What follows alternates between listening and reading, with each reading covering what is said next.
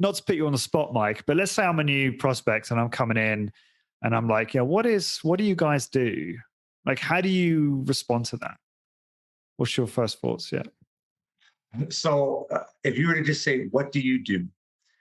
I would look you in the eye and I say, we focus on strength training here.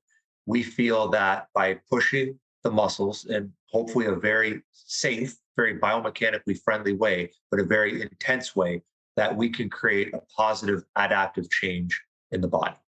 And we then normally have them go through the gym. I mean, everyone has a different process. One of the things that we use, as you know, Lawrence, we have a fairly large, fairly well-equipped facility. So we use the facility itself as a selling point. And I find that when I start talking about strength, inevitably most people will say, okay, well, my shoulder is weak, my elbow is weak, my ankle is weak, I've had an injury. They tell us some spot in their body where they would like to have more strength. And then I will then walk them over to whatever device we have, which I think is the best or most unique thing that we have, that would be relevant to them specifically. So, I had someone come in recently. They've been training with us for a bit now, and he had a couple of ankle surgeries. So I have a very specific piece of equipment for training the ankles, which our friends over at Dynavex make, called the Plantaris. So I will put this client on the Plantaris because I know they've never felt anything like it. Now, if someone comes in with a weak ankle and I want to strength train, that's great. Eventually, I want their whole body to be strong. And I tell them that that is the long-term solution to just about everything.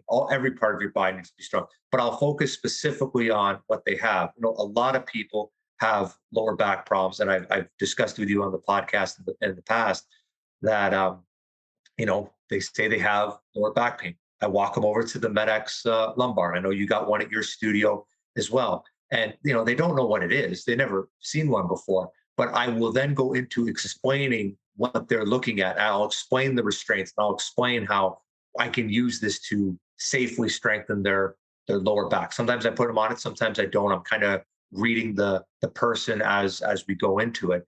But I try to make it a very specific to them. The overall process is general, that myself, their trainers kind of know what to do and what to say. But then we're listening to what they're telling us, and then we can distill it down. So everyone that comes in, I might show them an exercise machine that is, good, but it's going to be relevant to what they have specifically told me to do. But right off the hop, I'm really focusing on, we try to make you stronger. We focus on strength training. That is our main thing. We feel that maximum benefit in terms of how you look, overall health, metabolic health, anything you want to put. We really, truly do feel that a lot of it comes from strength. And again, not to get too off topic, but I actually just got a thing sent to me from Jeff at Dynavex, and they were looking at knees under MRIs, and I think it was about just under 300 patients. Now, the interesting thing that they looked at is they had all these patients that essentially had pain-free knees, but under an MRI had some sort of issue that was shown. So they wouldn't be considered perfectly healthy knees, but all of these people were pain-free. So it's like, well, if you're pain-free, you probably have pretty good quality of life. And one of the things that they were finding with all these people, that they had an issue, but they were good. Otherwise, they were strong, and they had like a benchmark, I believe, for strength. So it's like, okay, well, maybe I can't completely fix every little microscopic part of your knee, but if it's stronger, there's probably a good possibility you're going to have better function and better quality of life. And these are the things that I don't get right down to the nitty gritty of all the anatomy of the knee. But I really, again, not to say this too much, I lean on strength. I lean on that if you are a stronger version of yourself in many different facets of your life, you're probably going to be a better version of yourself. Yeah. More strength equals less pain, right? Yes. Generally. Yeah. And then even to make it kind of relevant for today's time, obviously, depending on what country you're in, COVID is still a big thing. At least it is in Canada.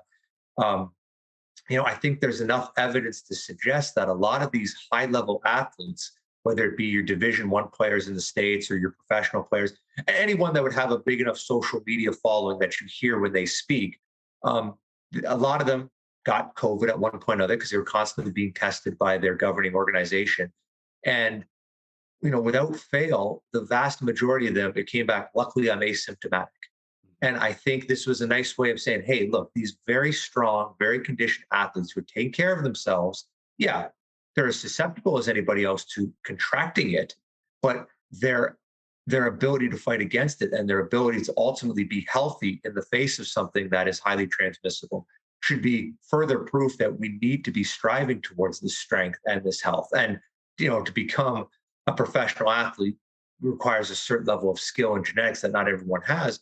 But I think everyone has the ability to become a much stronger version of themselves, and it should show them that this is going to make you more resistant to more resistant to injury, more resistant to different viruses, more resistance to what's the word I'm looking for here? Like all-cause mortality. We've seen those studies where the stronger you are, you're probably going to live longer. And I think these are the things that we can almost universally focus on.